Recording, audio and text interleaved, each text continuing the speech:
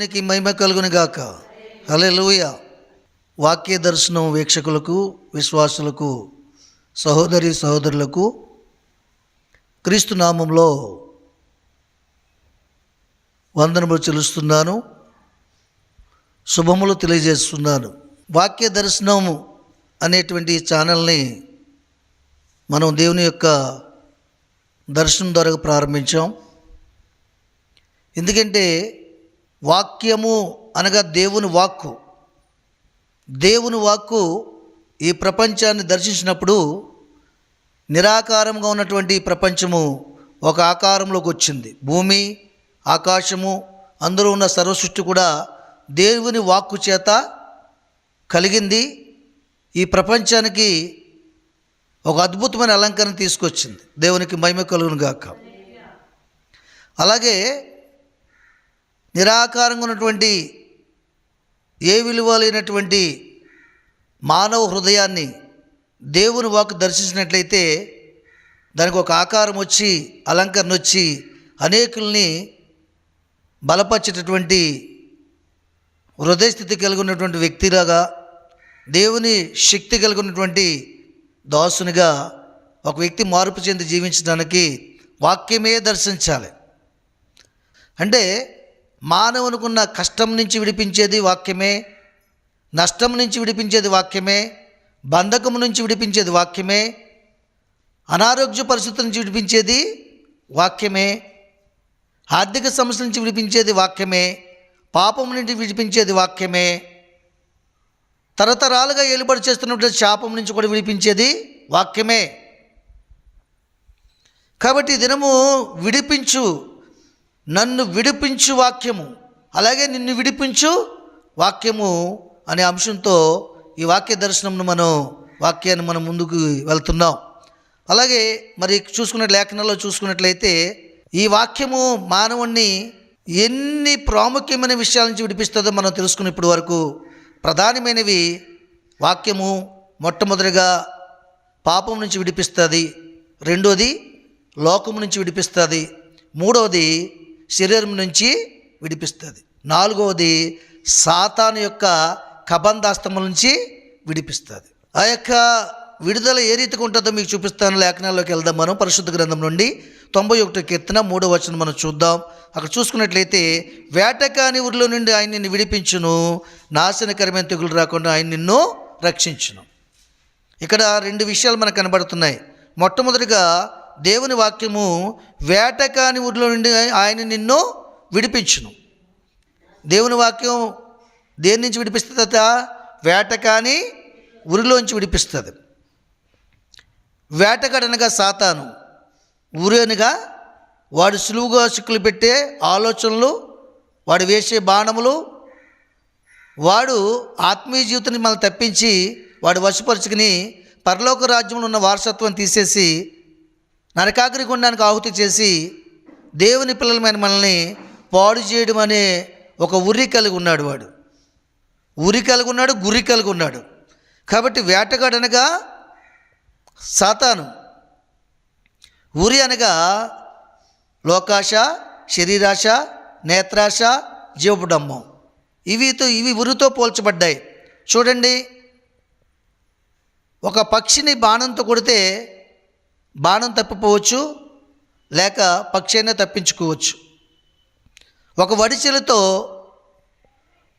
ఒక పక్షిని కొడితే రాయి తప్పుకోవచ్చు, లేదా పిట్ట కూడా తప్పుకోవచ్చు. కానీ ఉరి యొగ్గిన తర్వాత ఆ ఉరి నుంచి తప్పించుకోవడము అసాధ్యం. ఎందుకంటే ఉరి యొగ్గువాడు మామూలుగా ఉరి యొగ్గడు. తప్పకుండా ఈ ఉరిలో ఆ పక్షి వచ్చి పడుతుంది, ఆ చిన్న జీవి వచ్చి పడుతుంది అని గురి కలిగి అది ఎక్కడైతే ఉందో దానికి దగ్గరగా సమీపంగా కొన్ని ఆహార పదార్థాలు ఆ ఉరి దగ్గర ఉరి చుట్టూ వేసి ఆ ఉరిలోకి రాగానే ఆహారం కోసం ఆ ఉరి బిగించుకున్నట్టుగా దాన్ని సిద్ధపరుస్తాడు. అదే లోకాశ, శరీరాశ, నేత్రాశ, జీవపుడంబం అనేటువంటి ఆహార పదార్థాలు వాడు ఉరి చుట్టూ వేసి మనల్ని లాగుతుంటాడు. యేసు ప్రభు వారిని కూడా కొండ మీదకి తీసుకెళ్ళి ఈ లోకము, దాని ఆశ, దాని సంపద నీకు కావాలంటే నా కాళ్ళకి మ్రొక్కు. ఆకలిగా ఉందా? ఈ లోకంలో ఉన్న మంచి ఆహారం నీకు ఇస్తాను, సర్వసంపదలు ఇస్తానని చెప్పడం జరిగింది. అప్పుడు ఏం చెప్పాడు దేవుడు? మనిషి రొట్టె వలన జీవించడు కానీ దేవుని నోటి నుంచి వచ్చే ప్రతి మాట వల్ల జీవిస్తాడు. నీ దేవుడైన యెహోవా నీకు శోధింపవలదని నీకు తెలియదా సాతానా, హొమ్ము అన్నాడు ఆయన. కాబట్టి మొట్టమొదటిగా వాడు పెట్టిన ఊరిలో పెట్టే మనల్ని పట్టుకోవడానికి పెట్టే ఆ యొక్క ఎర అనగా ఆహారం ఏంటంటే మొట్టమొదటిగా లోకాన్ని చూపిస్తాడు. లోకంలో ఉన్న భోగభాగ్యాలు చూపిస్తాడు. ఇలా బ్రతుకు అలా బ్రతుకు నీ సంపాదన వస్తుంది అంటాడండి. దాన్ని బట్టి కొన్నాళ్ళు ఈ లోకంలో అభివృద్ధి చేసి ధనాపేక్షలు ఉన్నట్లుగా చేస్తాడు మనల్ని. ధనాపేక్షలు ఎప్పుడైతే అవుతామో దాని వెనక అతను ఏమవుతుంది? పాపము ఉంటుంది. నీచమైన కార్యములు ధనం చేయిస్తుంది. దాన్ని బట్టి పాపంలో కూడా బంధిస్తాడండి. లోకం చూపిస్తాడు, పాపాన్ని చూపిస్తాడు, శరీర ఆశని, శరీర కోరికలు చూపిస్తాడు, జీవపు డంబాన్ని చూపిస్తాడు. నేను వారికంటే గొప్పగా ఉండాలి, వీరికంటే గొప్పగా ఉండాలి అనేటువంటి విషయాల్ని శరీరపరంగా, లోకపరంగా చూపిస్తాడండి. అంతేగాని ఆత్మీయంగా మాత్రం వాడు మేలు చేయడు. వాడు ఏ విధం చేతైనా సరే మనం ఏ స్థితిలో ఉన్నామో, ఏ అవస్థలో ఉన్నామో ఆ అవస్థను కనిపెట్టి, ఏ బాధలో ఉన్నామో ఆ బాధను కనిపెట్టి, ఆ బాధని ఉపసంహరించుకునేటువంటి ఆలోచన కలిగించి, ఆ బాధ ఇదిగో నా ద్వారా తీరుతుందని చెప్పేసి ఒక ఆహారం అక్కడ పెట్టి, దానికి కావాల్సిన అవసరం అక్కడ ఉంచి, అందులోకి రప్పించి ఉరిలో పడిన తర్వాత మన ప్రాణమును తీస్తాడు వాడు. ఒక అనారోగ్యం గురి చేస్తాడు. ఏమండి? డాక్టర్లను చూపిస్తాడు. ముందుగా డాక్టర్ని అనుసరించమని, దేవుడిని అనుసరించమని చెప్పడు. లోకాన్ని చూపిస్తాడు, భోగభాగ్యాలు చూపిస్తాడు, నేత్రాశ. ఈ లోకంలో ఏదైతే మీ నేత్రానికి ఆశిస్తుందో దాన్ని పొందుకోమని చెప్తాడు. ఇలాగా ఉరి ఎక్కుతాడు. అందుకని ఏం చెప్తున్నాడు? ఆ ఉరి నుంచి తప్పించేది ఎవరంటే వేట కాని ఊరిలో ఉండి ఆయన నిన్ను విడిపించును. వాక్యం నిన్ను విడిపిస్తుంది. వాక్యం నీ హృదయంలో ఉంటే నువ్వు ఊరిలో పడిన వెంటనే నీ బాధ అంతా కూడా కన్నీటి ప్రార్థన ద్వారా, పశ్చాత్తాపం ద్వారా వాక్యాన్ని జ్ఞాపకం చేసుకుని, దేవా వేటకాని ఊరి నుంచి విడిపిస్తాను కదా బాబు, ఇగో తన ప్రభువా, నేను తెలుసో తెలియక ఊరిలో పడిపోయాను తన ప్రభువా, నన్ను విడిపించాను నువ్వు మొరపెట్టినప్పుడు దేవుని వాక్యం నీకు విడిపిస్తుంది. దేవునికి మహిమ కలుగును గాక. హల్లెలూయా. చూడండి, దావీదు కూడా ఏర్పరచుకున్న తర్వాత, పిలిచిన తర్వాత కూడా పాపంలో పడ్డాడు. ఆయన బెత్షెబా అనే స్త్రీతో పాపంలో పడ్డాడు. ఎప్పుడైతే పడ్డాడో అందులోంచి విడిపించడానికి, ఏ పాపం ద్వారాగా పాపం చేసి కనడానికి ఒక కుమారుడిని పొందుకోవడానికి ఆశపడ్డాడో ఈ లోకంలో, ఆ కుమారుడిని మొత్తి అది తప్పని తెలియజేసి 7 దినాలు ఉపవాసం ఉన్నా సరే ఆయన ప్రార్థన అంగీకరించకుండా దేవుడు ఏం చేశాడు? అక్కడ ఆ శిక్ష పెట్టి, ఆ యొక్క పరీక్ష పెట్టి దేవుడు ఆ పాపం నుంచి బయటికి రప్పించాడు. అప్పుడు కదా పరుపు తీలినట్టుగా ప్రార్థన చేసి చేసిన పాపం ఒప్పుకొని విడిచిపెట్టి, శుద్ధ హృదయం నాకు కలిగించి నూతన మనసు నాకు పుట్టించు, నీ పరిశుద్ధాత్మని వద్ద నుంచి త్రోసివేయవద్దని ఆయన ఎంతగానో ప్రార్థన చేశాడు. కాబట్టి వేటకాని ఊరిలోంచి విడిపించేది మనకేంటి? దేవుని వాక్యము. ఎప్పుడు నీకు విడిపిస్తుందంటే వాక్యం వింటున్నప్పుడు దాన్ని భద్రం చేసుకోవాలి, దాన్ని పదిలిపరచుకోవాలి, వాక్యాన్ని జ్ఞాపకం చేసుకోవాలి, దేవుడిచ్చిన ఆజ్ఞల ప్రకారం, కట్టడల ప్రకారంగా జీవించాలి, వాక్యాన్ని మరొకరితో పంచుకోవాలి, నీ బిడ్డలతో ముచ్చటించాలి, వారి వేళ్లకు కంఠభూషణంగా చేయాలి, వాళ్ళకి పాఠం నేర్పించాలి, పక్కవారికి వాక్యాన్ని, నువ్వు విన్న వాక్యాన్ని ప్రకటన చేయాలి. 1-3 సార్లు నువ్వు చెప్పడం వల్ల అది నీ మదిలో స్థిరస్థంగా ఉంటుంది, మరి నమ్మకంగా ఉంటుంది, నీ మధులు ఏముంటుంది? శాశ్వతంగా ఉంటుంది. 2-3 సార్లు మాట్లాడిన మాటని మనిషి మర్చిపోడు. దేవునికి మహిమ కలుగును గాక. అలాగ వాక్యాన్ని మనం పదిలింపరుచుకుని అవసరమైనప్పుడు ఊరిలో పడినప్పుడు దాన్ని ఆయుధంగా తీసుకుని ప్రార్థన చేసినప్పుడు ఆ ప్రార్థన అనే ఆయుధము వేటకాని ఊరిలోంచి దేవుని వాక్కు మనల్ని విడిపిస్తుంది. దావీదుని ఎలాగ విడిపించింది? అలాగే విడిపిస్తుందండి. దేవునికి మహిమ కలుగును గాక. హల్లెలూయా. కనుక మొట్టమొదటిగా దేవుని వాక్యం ఏం చేస్తుందంటే వేటకాని ఊరిలోంచి ఆయన నిన్ను విడిపించును. వాడి ఊరిలో ఏ రకాలుగా ఉంటాయి, ఎన్ని విధాలుగా ఉంటాయి ముందు మనం మాట్లాడుకున్నాం. అలాగే రెండోది ఏం చెప్తున్నాడు? నాశనకరమైన తెగులు రాకుండా నిన్ను రక్షించును. వేటకాని ఊరిలోంచి నిన్ను విడిపిస్తాడు, నాశనకరమైన తెగులు రాకుండా నిన్ను రక్షిస్తాడు. వాక్యము వేటకాని ఊరిలోంచి విడిపిస్తుంది, నాశనకరమైన తెగులు రాకుండా నిన్ను రక్షిస్తుంది. ఈ తెగులు అనేది, తెగులు అంటే ఏంటి? రోగం. ఈ రోగాలు 2 రకాలుగా ఉన్నాయి లోకంలో. ఒకటిది శరీర సంబంధమైన రోగం, రెండోది ఆత్మ సంబంధమైన రోగము. శరీర సంబంధమైన రోగం కలిగి ఉన్న పెద్ద నష్టం లేదు మనకి. దానివల్ల చనిపోవచ్చు, దానివల్ల ఈ మొదటి మరణం వల్ల నష్టం లేదు. కానీ ఆత్మ సంబంధమైన రోగం కలిగి ఉంటే మాత్రం దానివల్ల చాలా నష్టం ఉంది. ఏంత నష్టం అంటే, మనము దేవుని రాజ్యాన్ని చేరవలసిన మనము ఏమవుతామంటే అగ్నిగుండానికి ఆగుతాయి. మన ఆత్మ అగ్ని ఆరదు పురుగు సావదని ఆ యొక్క అగ్నిగుండంలో యాతన పడవలసి వస్తుంది. ఆఖరికి మరణం పొందుతుంది, అగ్ని చేత కాల్చబడుతుంది. దేవుని ఉద్దేశం అక్కడ ఏమవుతుంది? తప్పిపోతుంది నీ పట్ల. దేవుని ఉద్దేశం ఏంటి? ఎందుకు వచ్చాడు ఈ లోకానికైనా? ఎందుకు మనందరి పాపములు ఆయన మీద వేసుకున్నాడు? ఏ విధంగా చేత మనం రక్షింపబడి ఆయన రాజ్యానికి వారసులం అవ్వాలని, అగ్నిగుండానికి ఆగుతవకూడదని, రెండో మాట మన మీద ప్రభుత్వం చేయకూడదని, మనమాని ముళ్ళెక్కడని ప్రశ్నించి ఆ ప్రశ్నకి సమాధానం ఇచ్చి జవాబిచ్చి దాన్ని విరిచి మన చేతుల్లో జీవాన్ని పెట్టాడు దేవుడు. కాబట్టి ఆయన ఉద్దేశం పాడవుతుంది అప్పుడు. కాబట్టి ఈ యొక్క 2 రోగాలు ఉన్నాయి. తెగులు 2 రకాలుగా వస్తుంది. ఒకటి ఏ రకంగా వస్తుంది అంటే, శరీరానికి ఏ విధంగా వస్తుంది అంటే, మా నోటి మాటలను బట్టి తెగులు వస్తుంది, మా హృదయ స్థితిని బట్టి మనకు తెగులు వస్తుంది. ఏమండి? స్వయంకృత అపరాధం, తెలిసి పాపం చేయడాన్ని బట్టి తెగులు వస్తుంది, ఆజ్ఞాత క్రమాన్ని బట్టి తెగులు వస్తుంది. దీనివల్ల పెద్ద నష్టమే లేదు నన్ను అడిగితే.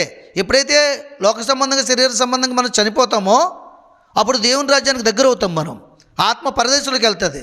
పరదేశంలోకి ఎప్పుడైతే ఆత్మ వెళ్ళిందో అప్పుడు దేవుని రాజ్యానికి సమీపంగా ఉన్నామని అర్థం కదా. 3 మెట్లున్న ఇంట్లోకి వెళ్ళాలంటే మొదటి మెట్టు దాటినప్పుడే కదా దగ్గర అవుతుంది, 2వ మెట్టు దాటితే ఇంకా దగ్గర అవుతుంది. అలాగేంటంటే ఈ లోక సంబంధమైన రోగాన్ని బట్టి పెద్ద నష్టం లేదు మనకి. కానీ మనం ఏం చూసుకుంటామంటే, ఈ లోక సంబంధమైన రోగాన్ని బాగు చేసుకోవడానికి ప్రయాసపడతాం తప్ప ఆత్మ సంబంధమైన రోగాన్ని తొలగించుకోవడానికి ప్రయాసపడం. కానీ వాక్యం ఏం చెప్తుందంటే, నీకు ఈ లోక సంబంధమైన రోగాన్ని నుంచి విడిపిస్తుంది, ఆత్మ సంబంధమైన రోగాన్ని నుంచి కూడా విడిపిస్తుంది. ఏ తెగులు నీ గుడారాన్ని సమీపించదో నేను రక్షిస్తాడు ఆయన. నీ గుడారం అంటే ఏంటి? ఈ భూమి మీద నివాసములు కాదు, నీ దేహమే నీ గుడారం. నీ దేహము దేవుని ఆలయమని మీరు ఎరుగురా అంటున్నాడు ఆయన. ఏ తెగులు నీ గుడారాన్ని సమీపించదు, నీ వాకిట్లోకి రాదు. ఎందుకంటే నువ్వు వాక్యం మీద వాంఛ కలిగి ఉండాలి. పాపం మీద, లోకం మీద, శరీరం మీద, శరీర ఇచ్చల మీద, లోక ధనాపేక్ష మీద నీకు వాంఛ అంటే ఏంటి? ఆశ, కోరిక కలిగి ఉంటే నీ వాకిటి పాపము పొంచి ఉంటుంది. ఎప్పుడైతే వాకిట్లోకి వచ్చిందో నీ మెట్లు ఎక్కుతుంది. నీ మెట్లు ఇప్పటికి తెక్కిందో నీ గుడారంలోకి వచ్చి నిలుచుంటుంది. వాకిట్ అనగా లోకాశ, లోకపు ఆలోచనలు. ఏమండి? మెట్లు అనగా నీ హృదయము. ఏమండి? గుడారం అనగా నీ మనసు, అందులోనే ఆయన నివాసము. అది ఆయన నివాసము, నీ నివాసం కాదు. నీ నివాసం దేహము, దేవుని నివాసము నీ హృదయము. నీ హృదయంలో నాకు స్థానం ఇచ్చినట్లయితే అందులో నేను నిలుచుంటాను, అందులో ఉన్న సమస్తమును కూడా బాగు చేస్తాను, నీకు క్షేమం దయచేస్తాను. అప్పుడు నీకు ఆత్మ సంబంధమైన రోగం రాదు. ఆత్మ పరిశీలన ఉంటుంది ప్రతి ఒక్క ఆలోచన కూడా. దాన్ని బట్టి నువ్వు తగ్గించుకుని దేవుని సందులో దేని మనసు కలిగి ప్రార్థన చేస్తావు. అప్పుడు దేవుడు నీకు శరీర సంబంధమైన రోగం నుంచి, ఆత్మ సంబంధమైన రోగం నుంచి కూడా దేవుడు విడిపించి ఆయన రాజ్యానికి వారసత్వం కలిగినటువంటి స్వస్థత శీఘ్రంగా నీకు కలుగును. ఆమేన్. కనుక ఈ యొక్క ఆత్మ సంబంధమైన రోగం వల్లే ఎక్కువ నష్టము తప్ప శరీర సంబంధమైన రోగం వల్ల మనకు ఎక్కువ నష్టము లేదు. అందుకనే యోబు గారు శరీర సంబంధమైన రోగాన్ని కలిగించిన దానికి భయపడలేదు. ఆయన ఒళ్ళంతా పుళ్ళుతో నింపబడినా, శీమునెత్తురు కారుతున్నా, దురద పుట్టించినా, శిలపెంకులు తీసుకొచ్చి ఆ యొక్క పుండులో పెట్టి గోక్కుంటున్నా, ఆయన శరీరానికి బాధ కలిగినా దేవానికి స్తోత్రం అనేది చెప్పాడు తప్ప ఎందుకు నాకు ఈ బాధ కలిగజేసామని ఒక్క మార్కుడైనా అనలేదు. ఎందుకంటే ఆయన ఆత్మ సంబంధమైనటువంటి స్వస్థత కలిగి ఉన్నవాడు. ఆయన ఆత్మలో దేవుని మాటల్ని ముద్రించుకున్నవాడు. ఆయన ఆత్మలో దేవుని మాటల్ని భద్రము చేసుకున్నవాడు. ఈ లోక శ్రమలో ఎన్నతగినవి కాదని దేవుని వాక్యం దగ్గర, ఈ లోక శ్రమలు దేవుని వాక్యం దగ్గర కాలిపోతాయి, దేవుని వాక్యం వాటిని కాలుస్తుంది అని ఒక నమ్మకత్వం కలిగినటువంటి గొప్ప నీతిమంతుడు యోబు. దేవునికి మహిమ కలుగును గాక. కాబట్టి వాక్యం నిన్ను వేటకాని ఊరిలోంచి తప్పిస్తుంది, నాశనకరమైన తెగులు రాకుండా నిన్ను రక్షిస్తుందండి. నాశనకరమైన తెగులు క్రైస్తవ జీవితంలో చూసుకున్నట్లయితే ఈ లోక సంబంధమైన శరీర సంబంధమైన తెగులు నాశనం చేసేది కాదు. అది కేవలం మొదటి మరణాన్ని ఇచ్చి దేవుని రాజ్యానికి దగ్గర చేస్తుంది. కానీ నాశనకరమైన తెగులు ఏంటంటే ఇక నిన్ను వాక్యంలో నిల్చుండకుండా, సన్నిధికి వెళ్ళకుండా భ్రష్టాత్మ కలిగజేసి, ఆత్మ సంబంధం రోగం కలగజేసి, దేవుడు నాకు ఏం మేలు చేశాడు, నాకు అన్ని కష్టాలే కదా, అన్ని శ్రమలే కదా, నా జీవితంలో ఏ అభివృద్ధి ఉంది, అభివృద్ధి ఆగిపోయింది కదా, ఉపవాసం ఉండడం వలన ప్రయోజనం ఏంటి, ప్రార్థన చేయడం వలన ప్రయోజనం ఏంటటువంటి ఆలోచనలు కలిగించి నాశనకరమైన తెగుళ్ళు నిన్ను అపవాది పుట్టించి ఆత్మలో అనారోగ్యాన్ని కలగజేసి, ఆత్మలో హీనతను కలగజేసి, ఆత్మలో బలహీనత పుట్టించి దేవుని పని చేయటం నిష్ఫలమని ఒక ఆలోచన కలగజేసి దైవజనులకు కానీ మరి విశ్వాసులకు కానీ ఇలాంటి ఆలోచన పుట్టించి మరి యొక్క పరిచర్యలో బలహీనలు చేస్తాడు, అధైర్యపరుస్తాడు. అది నాశనకరమైన తెగులంటే. అలాంటి ఆలోచనలు మనకు వస్తున్నప్పుడు, అలాంటి ప్రశ్నలు మన హృదయంలోకి వస్తున్నప్పుడు ఇది నాశనకరమైన తెగులు, దేవుని రాజ్యానికి వేరు చేసే తెగులు, ఇది అపవాదు పుట్టించే తెగులు అని చెప్పేసి మనం అనుకోవాలి. దేవునికి మహిమ కలుగును గాక. అనుకుని ప్రార్థన చేసినప్పుడు దేవుని వాక్కు నీకు నాశనకరమైన తెగులు రాకుండా, ఏ తెగులు నీ గుడారాన్ని సమీపించకుండా దేవుడు వాక్కు చేత మనల్ని బలపరుస్తాడు, ఆయన ప్రాకారం ఉంచుతాడు, ఆయన హస్తాల్లో దాచుతాడు మనల్ని. అయితే ప్రియులారా, ఇక్కడ చూసుకున్నట్లయితే చూడండి, మరొక విషయాన్ని మీకు జ్ఞాపకం చేస్తున్నా. అక్కడ మరి లూకాసు సువార్త 12వ అధ్యాయము, లూకాసు సువార్త 12వ అధ్యాయము, లూకాసు సువార్త 12వ అధ్యాయము 19 నుంచి 21 వరకు చూసుకున్నట్లయితే అక్కడ ఒక సందర్భం ఉంది. నా ప్రాణమా అనేక సంవత్సరములకు విస్తారమైన ఆస్తి నీకు సమకూర్చబడి ఉన్నది, సుఖించుము, తినుము, త్రాగుము, సంతోషించమని చెప్పుకుందని అనుకునేను. అయితే దేవుడు, వెర్రివాడా, ఈ రాత్రి నీ ప్రాణమును అడుగుచున్నాను, నువ్వు సిద్ధపరిచినవి ఎవని వశమగును అని అతనితో చెప్పాను. దేవుని ఎడల ధనవంతుడు కాక తన కొరకే సమకూర్చుకునేవాడు అలాగనే నేను చెప్పాను. దేవునికి మహిమ కలుగును గాక. ఇక్కడ ధనవంతుడి గురించి చెప్తున్నాడండి. ఇక్కడ ఇతన్ని ఎందులో ఉంచాడు? లోకమైనటువంటి పరిస్థితుల్లో బంధించి, ధనాపేక్ష విషయంలో బంధించి అందులోకి లాక్కొచ్చి దాన్ని చూపించి బహుధనవంతుడిగా చేశాడు. అప్పుడు బహుధనవంతుడు అయిన తర్వాత తను ఎంతో ధాన్యము సమృద్ధి చేసిన తర్వాత కొన్ని కొట్లు పెట్టించి ఆ కుట్లలో కూడా సమృద్ధి చేసిన తర్వాత ఆ రాత్రి అతనికి ఒక ధైర్యం వచ్చింది. నా జీవితకాలం అంతా సరిపోయే ధనాన్ని, ఆస్తిని, ధాన్యాన్ని నేను సంపాదించుకున్నానని రాత్రి పడుకునే ముందు తన ప్రాణంతో చెప్తున్నాడు, నా ప్రాణమా అనేక సంవత్సరాలు విస్తారమైన ఆస్తి నీకు సమకూర్చబడి ఉన్నది, నీకే ఇబ్బంది కలగదు, సుఖించుము, త్రాగుము, తినుమని చెప్పేసి ఆయన అంటున్నప్పుడు అప్పుడు దేవుడు అంటున్నాడంట, వెర్రివాడా, ఈ రాత్రి నీ ప్రాణం అడుగుచున్నాను, నువ్వు సిద్ధపరిచినవి ఎవరి వశమగునని అతనితో చెప్పాను. చూసారా, అతను ఎంతో సంపాదించుకుని తన ప్రాణంతో చెప్తున్నప్పుడు దేవుడు ఏం చెప్తున్నాడు? వెర్రివాడా, ఈ రాత్రి నీ ప్రాణాన్ని అడుగుచున్నాను, నువ్వు సంపాదించిన ఆస్తి, ధాన్యము, ఆ కొట్టలో సమృద్ధి దాచిన అదంతా కూడా ఎవరి మోక్షం అవుతుంది నీకు తెలుసా అని అడుగుతున్నాడు. నిజమే కదా, మరి ఇది సత్యమే కదా. ఈరోజు మాట్లాడుతున్న మనం రేపు చనిపోతే మన వెనకాల ఉన్నవన్నీ ఎవరి మోక్షం అవుతాయో మనకు తెలియదు. ఈ వెర్రిలో బ్రతుకుతున్నాడు మానవుడు. ఈ వెర్రితనాన్ని పుట్టించేది వేటగాడైన సాతాను, ఈ భ్రమను కలిగించేది అపవాది. వాడు నిజంలో ఇప్పుడు చెప్పడు, అబద్ధంలో చెప్తాడు. ఎందుకంటే వాడి పేరు అబద్ధానికి జనకుడు, అబద్ధానికి తండ్రి వాడు. కాబట్టి నిజం మాట్లాడేవాడు ఇప్పుడు కూడా కల్పించి మాట్లాడుతుంటాడు, లాలన చేసి మాట్లాడుతుంటాడు. వాడి మాటలు నూనె కంటే నునుపుగాను, తేనె కంటే తీయగా ఉంటాయి. కాబట్టి దేవుని ప్రియమైన జనమా, దేవుని పిల్లలారా, మనం వాడు ఆలోచనలు గుర్తించాలి. వాడు అంటున్నాడు, ఇతనితో అనిపిస్తున్నాడు, నా ప్రాణమా, నా జీవితకాలం అంతా సరిపోయే ఆస్తి నీ కొరకు సమకూర్చాను, నువ్వు సుఖించము, త్రాగుము, తినుమని చెప్తున్నాడు. దేవుడు అంటున్నాడు, ఈ రాత్రి నీ ప్రాణం అడుగుతున్నాను, నువ్వు సిద్ధపరిచిన నువ్వు ఎవరి వశమగునో నీకు తెలుస్తున్నా అంటున్నాడు. అప్పుడు ఏమంటాడు మళ్ళీ? దేవుని ఏడు ధనవంతుడు కాక తన కొరకే సమకూర్చుకునేవాడు అలాగనే ఉంటాడట. అంటే దేవుని ఏట్ల ధనవంతుడు కాక మన కొరకు, మన పిల్లల కొరకు, లోకము కొరకు, లోకంలో గొప్పతనాల కోసం, జీవపడడం కోసం ఆస్తులు సంపాదించుకుంటే వాటిని విడిచిపెట్టి వెళ్ళినవాడు ఈ వెర్రివాడి వలె ఉంటాడట.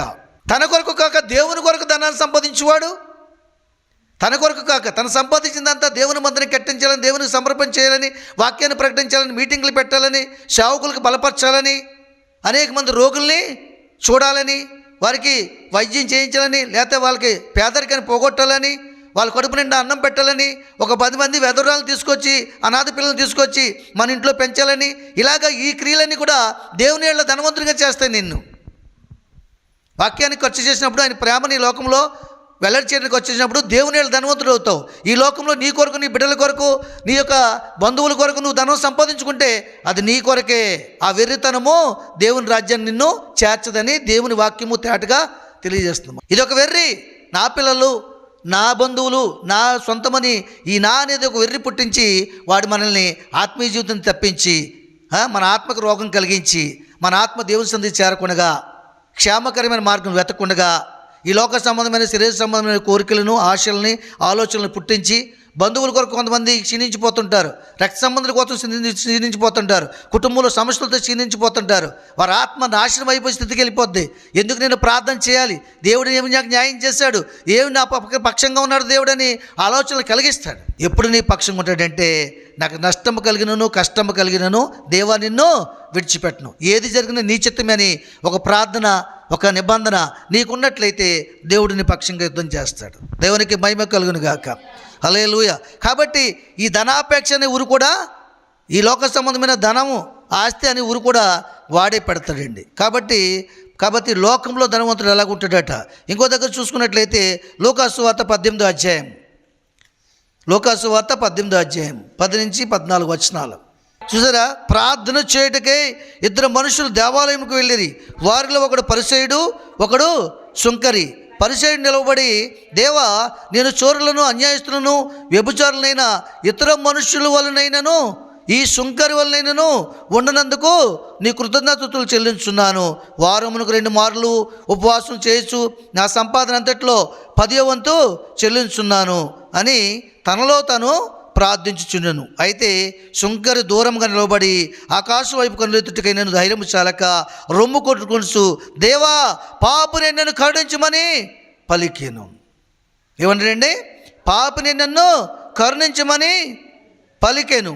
అతనికంటే ఇతడు నీతిమంతుగా తీర్చబడి తన ఇంటికి వెళ్ళిన మీతో చెప్పుచున్నాను. తను తాను హెచ్చించుకునేవాడు తగ్గించబడినని, తను తాను తగ్గించుకునేవాడు హెచ్చింపబడినని చెప్పాను. దేవునికి మహిమ కలుగును గాక. 2 ప్రార్థన చేస్తున్నారండి. వీరిద్దరు ఎవరు? ఒక ఆయన ధనవంతుడు, ఒక ఆయన సమరయుడు. వీళ్ళిద్దరూ ఒకే స్థలంలో ఉండేవారు. ఎక్కడ ఉండేవారు? ధనవంతుడి ఇంట్లో సుఖాన్ని అనుభవిస్తూ, డబల్ కాట్ మీద పరుండి, ఏసీ అనుభవము, మంచి రుచికరమైన భోజనం పదార్థిస్తూ తన ఇంట్లో తను ఉండేవాడు. సమరయుడు ఎక్కడున్నాడు? తన ఇంటి ముందునే ఉన్నాడు. అక్కడే ఆయన బల్ల మీద పడిన రొట్టె ముక్కలు తిని బ్రతుకుచుంటూ జీవించేవాడండి. అయితే వీళ్ళిద్దరు కలిసి ఒక రోజు ప్రార్థన చేస్తున్నారట దేవుని సందులో. మరి ధనవంతుడు అంటున్నాడంట, దేవా, నేను చోరుల వలనైనను, అన్యాయస్తుల వలనైనను, వ్యభిచారులనైనను, ఇతర మనుషుల వలనైనను కాక ఈ సుంకరం వల్ల నేను ఉండక నీ కృతజ్ఞతలు చెల్లించున్నాను. ఏమంటాడు అతను? నేను ఈ లోకంలో దొంగల వలె, ద్రోహుల వలె, చోరుల వలె, అన్యాయస్తుల వలె, ఈ సుంకర వలనైనను, అంటే ఈ సుంకర వలె దరిద్రము అనిపించేవాడు వాళ్ళను. చోరులు అంటే ఏంటి? చోరులు అంటే ఏంటండి? దొంగతనం. చోరీ అంటే ఏంటి? దొంగతనం. చోరీ అనేది హిందీ మాట. అది దొంగల వల్ల నేను ఎందుకు దొంగలిస్తాడు? లేకపోతే దొంగలిస్తాడు. ఆకలితో ఉంటే దొంగలిస్తాడు. అంటే ఆకలితో ఉంచలేదు, నన్ను ధనవంతుడిగా ఉంచావు. అన్యాయం చేయడానికి, ఒకటి అన్యాయంగా తెచ్చుకునే మనసు నాకు లేకుండా చేసావు. ఎందుకంటే ఆ ఆస్తిని ఇచ్చావు కాబట్టి. ఈ సుంకర వల్ల దరిద్రుడిగా కూడా చేస్తావు నువ్వు. అందుని బట్టి నీ కృతజ్ఞతలు చెల్లిస్తున్నాను. వారానికి 2 సార్లు ఉపవాసం ఉంటున్నాను. ఏమండి? ఇంకేమన్నాడు? నా సంపాదన అంతట్లో 10వ వంతు చెల్లిస్తున్నాను అని మాట్లాడతాడు. దీన్ని బట్టి, అంతని బట్టి ఇతను ఏం చేస్తున్నాడు? తనకున్న స్థితిని బట్టి దేవుని సందులో తగ్గించుకోనగా ఇచ్చించుకుని ప్రార్థన చేస్తున్నాడు. దేవా, ఇదంతా నువ్విచ్చిందే, ఈ బ్రతుకు నువ్విచ్చిందని ఒక మాట పలకట్లేదు. అర్థమవుతుందండి? జీవితకాలం అంతా తనని దరిద్రుడిగా చూశాడు, చోరుడుగా చూశాడు, ఒక అడుక్కునేవాడుగా చూశాడు. ఎవరిని? సమరయుడిని. చాలా హీనంగా మాట్లాడేవాడు. అయినను దేవుడు నన్ను ఏ స్థలం ముందు ఉంచాడు ఆ స్థలం ముందు ఉండి ఈ జీవితాన్ని కొనసాగిస్తానని కొన్ని దినాలు ఉపవాసం ఉండి, కొన్ని రాత్రులు మంచినీళ్ళు తాగి, కొన్ని రాత్రులు ఆ రొట్టె ముక్కలు తిని ఆ జీవితం ఇచ్చినందుకు దేవుని దూషించకుండా, దేవా, నీ చిత్తం ప్రభువా, ఇలాగ నన్ను కొనసాగిస్తున్నావని ఎల్లప్పుడూ కృతజ్ఞతలు చెల్లించి ఆ రొట్టె ముక్కల కోసమే ప్రార్థన చేసుకుంటూ రాత్రి అంతా, ఆ నీళ్ళ కోసమే ప్రార్థన చేసుకుంటూ రాత్రి అంతా, నన్ను బ్రతికించిన నీకు వందనాలు కృతజ్ఞతలు చెల్లించి ఆకాశం వైపు కన్నెత్తి కూడా రొమ్ము కొట్టుకొని ధైర్యం చాలక పాపిని నన్ను కరుణించమని తగ్గించుకుని ప్రార్థన చేసినప్పుడు ఎవరు అబ్రహాము రొమ్మును ఆనుకున్నారు? ముందును ఎవరు అనుకున్నారు? ఈ పరిసయ్యుడే అబ్రహాము రొమ్మున ఆనుకున్నాడు. ధనవంతుడు ఎక్కడున్నాడు? అగ్నిలో యాతన పడుతున్నాడు. ఒకవేళ నువ్వు చేసే భక్తిని బట్టి, నువ్వు ఇచ్చే దశంభాగాన్ని బట్టి, నువ్వు పెట్టించుకునే కృతజ్ఞత కూటలను బట్టి, ఆ కృతజ్ఞత కూటలు నువ్వు ఇచ్చే కానుకలను బట్టి పక్కన ఉన్నటువంటి దరిద్రాలు భోజనాలు పెట్టలేదు, దైవజనుడికి మంచి కానుక ఇవ్వలేదు అని నీచంగా చూసే మనసు నీకు ఉందేమో, అప్పుడు నీ ప్రార్థన, నీ కానుక దేవుడు అంగీకరించడు. అట్టి మనసు మనలో ఉంటే తీసేసుకోవాలి. ఏది ఇచ్చినా దేవుడి వల్లే జరిగింది, ఆ సామర్థ్యం శక్తిని దేవుడే మనకి కలగజేశాడు అన్నటువంటి మనసు కలిగి మనం తగ్గించుకోవాలి. ఎంత చేసినా ఏమీ చేయలేదు నేను దేవునికి, ఇంకా చేయవలసింది చాలా ఉంది. మేము కూడా ఎంత దేవుడి గురించి మాట్లాడినా ఇంకా నేర్చుకోవాల్సింది ఎంతో ఉందని మేము అనుకోవాలి. ఎంత ప్రార్థన చేసినా ఇంకనూ నాలో ఎక్కడో ఏదో ఒక మూలని అసూయ, పగము, కలహము, ధనాపేక్ష, శరీరాశ ఏదో ఒక మూలన ఉంది, దాన్ని కూడా నేను తీసేసుకోవాలి.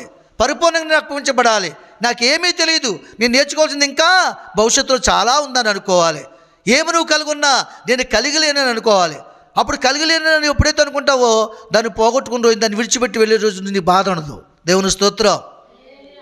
ఇది నాది అనుకున్నాం, దాన్ని విడిచిపెట్టలేం మనం, బాధ వచ్చేస్తుంది మనకి. సొదొమ గొమొర్రాను విడిచిపెట్టడానికి లోతు భార్య ఇష్టపడలేదు కాబట్టి వెనక్కి తిరిగి చూసింది. ఇంకా అక్కడ ఉండిపోయింది బంగారము, డబ్బు ఉండిపోయింది, నగలు ఉండిపోయి, అన్నీ ఉండిపోయింది చూసిందండి. అందుకే ఉపస్తంభం అయిపోయింది. నాగటి మీద చేయి వేసి వెనకతో చూసి వాడు దేవుని రాజ్యానికి పాత్రుడు కాదు, క్షేమకరమైన ప్రదేశంలోకి వెళ్ళిన పాత్రురాలు కాకపోయింది లోతు భార్య. కారణం ఏంటి? వెనక్కి చూసింది, తన ధనాన్ని చూసింది. కాబట్టి దేవుడు మనకి ఏది ఇచ్చినా ఆయన చెప్పిన మాటకు లోబడి ముందుకెళ్ళాలి తప్ప దానిని మనం చూడకూడదు. మనం ఎప్పుడు కూడా ఏం చేయాలి? ఇక్కడ లోకంలో ఏది ఇచ్చినా అది దేవుడు ఇచ్చింది అనుకోవాలి, అది మనది కాదని అనుకోవాలి. అప్పుడు దాన్ని విడిచిపెట్టినప్పుడు దాని మీద మన మనసు ఉండదు. అది మనదే, నా పిల్లలు, నా కుటుంబం, నా కూతురు, నా కుమారుడు, నా బంధువులు అనుకుంటూ వెళ్తే వాళ్ళని విడిచిపెట్టి వెళ్ళడానికి నీకు మనస్సు రాదు. నువ్వు వచ్చినా రాకపోయినా విడిచిపెట్టి వెళ్ళిపోవాలి. బాధతో వెళ్ళిపోయే కంటే అది నాది కాదనికి, ఈ లోకము శాశ్వతమైనది కాదనికి నేను ప్రయాణం చేసి వచ్చాను, మరలా తిరిగి ఆయన మార్గంలో వాక్యం అనే బస్సు మీద నేను వెళ్ళిపోతున్నాను, అక్కడ చేరుకుంటాను, అక్కడ ఆనందిస్తాను అనుకోవాలి. చెప్పలు కూడా దీన్ని మేంపరచండి. కాబట్టి దేవుని ప్రియమైన జనమా, ప్రియమైన సమాజమా, లోకము నుంచి, పాపము నుంచి, ధనాపేక్ష నుంచి, సమస్త కీడుల నుంచి, ఆత్మ సంబంధమైన రోగం నుంచి, శరీర సంబంధమైన రోగం నుంచి విడిపించేది దేవుని వాక్యమే. గర్వము నుంచి, అహంకారం నుంచి విడిపించేది దేవుని వాక్యమే. ఎప్పుడంటే నిన్ను నువ్వు తగ్గించుకుని ప్రార్థన చేయాలి.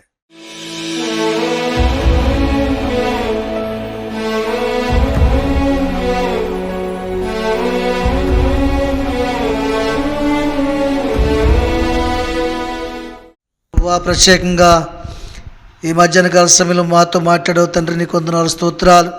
మరి గోతన ప్రభువా, నిన్ను విడిపించు దేవుడు అని జ్ఞాపకం చేస్తావు తండ్రి.